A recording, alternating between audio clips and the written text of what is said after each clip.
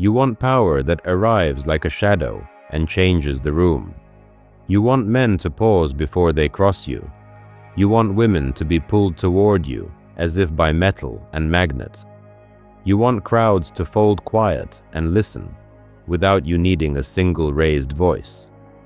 You want inevitability, the kind of authority that doesn't shout, but makes people whisper your name with the same tones they use for kings and storms. Hear this first. Dominance is not found in noise, bravado, or desperate displays. It is built in silence, in measured restraint, in calculated presence. Machiavelli taught a hard lesson.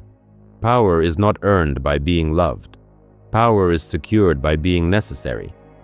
When your presence convinces others that opposing you is more costly than accepting you, the game is already over.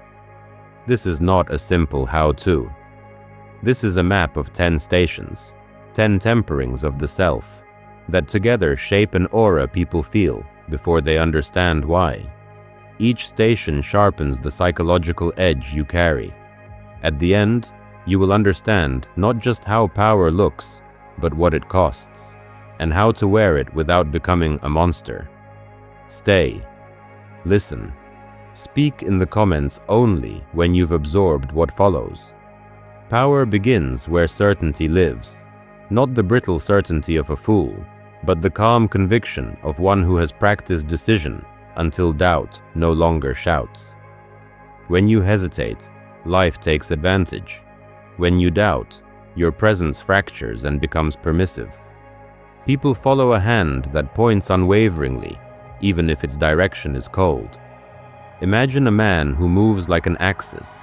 His steps are decisions, his silence a compass. Conviction is not arrogance. It is deliberate construction. Every look, every pause, every sentence must carry the weight of someone who has chosen deliberately.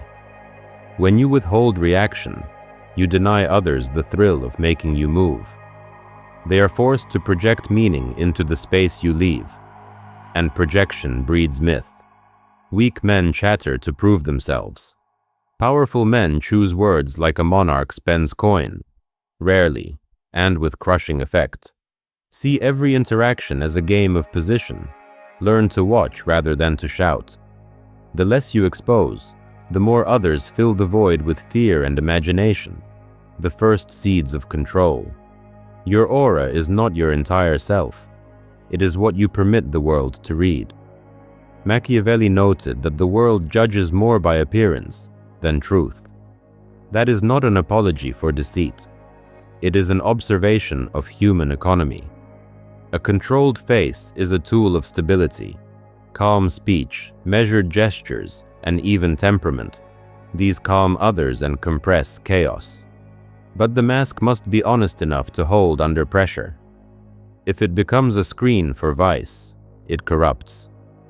Let your exterior be a reflection of discipline, not a curtain for cruelty.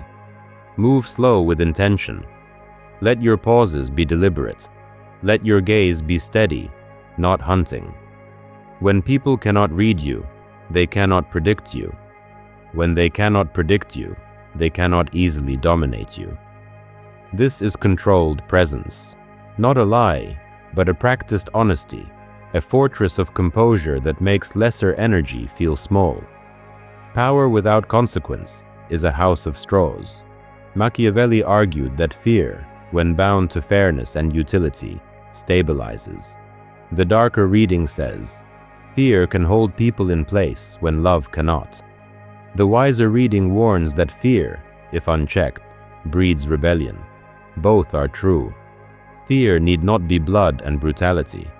It is often the quiet calculus of consequence, the loss of opportunity, the withdrawal of favor, the clear cost of defiance.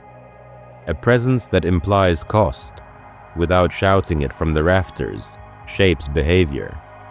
People avoid harm more reliably than they pursue virtue. Balance is the crucible. Too much fear produces underground plots. Too little produces contempt.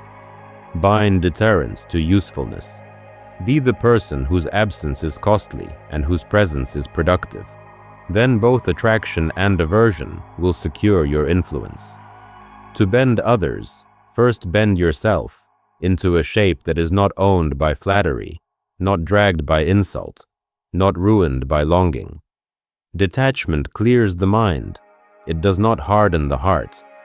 A Stoic temper allows you to act with clarity rather than be manipulated by impulse. Most men break at rejection or burn with revenge. The detached man watches, calculates, and chooses. He feels, but he is not consumed. He converts emotion into instrument without letting it become his prison. This is the furnace, not the freeze. Detachment gives you the freedom to decide when to strike, when to retreat, when to reward. But guard against the freeze. When detachment becomes apathy, you forfeit humanity.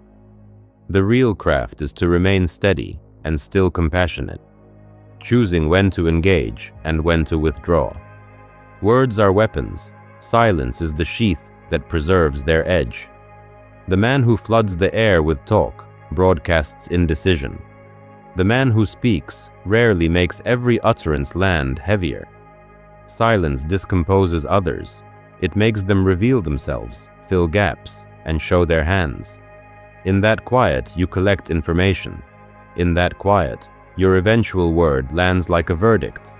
When you do speak, let language be precise, declarative, and unavoidable.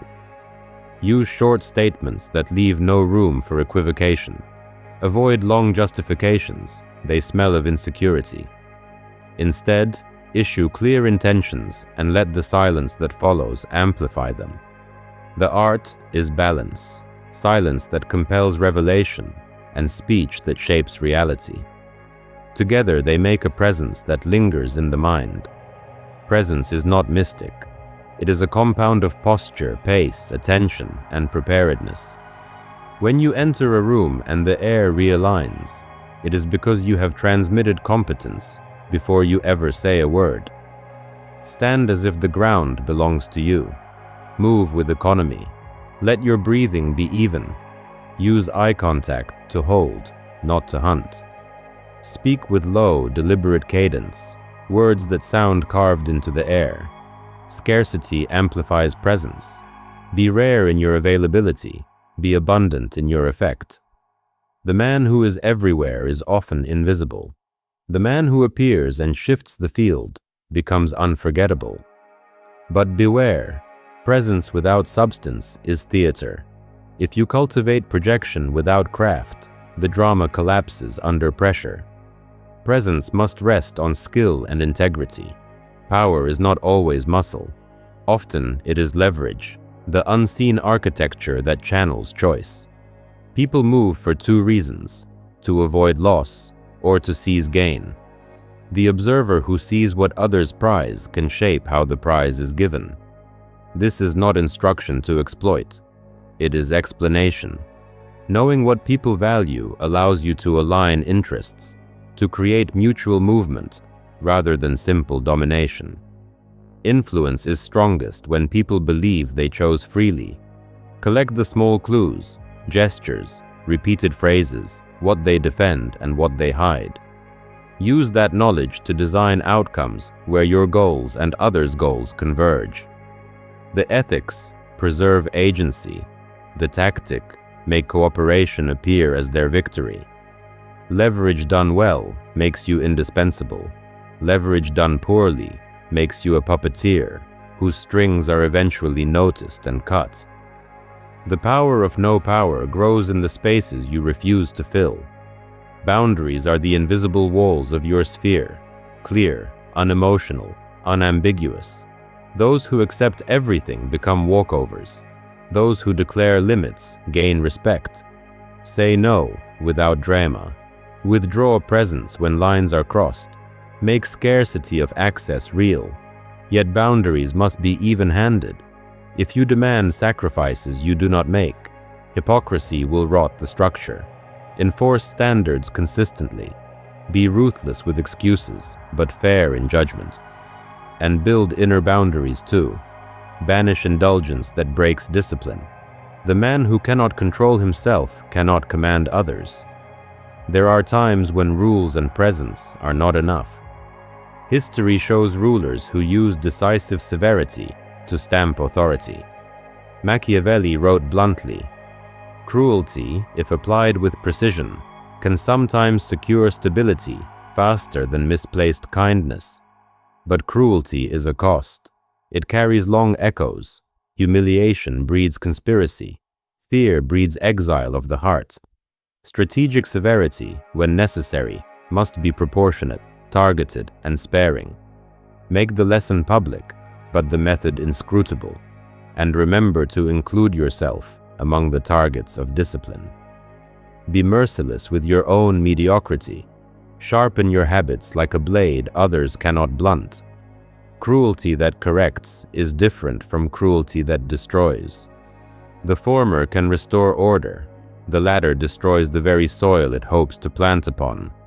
Everything converges here: silence, mask, consequence, detachment, presence, leverage, boundaries, and the shadow of severity. Together they weave the aura people feel as inevitability. To be untouchable is to appear beyond ordinary contest, not because you cannot be harmed, but because others cannot fathom a world without you. That feeling is intoxicating. It can shelter and also blind. Untouchability is not a goal, but a danger. The more insulated you become, the less you hear truth. The more likely you are to stumble on blind spots.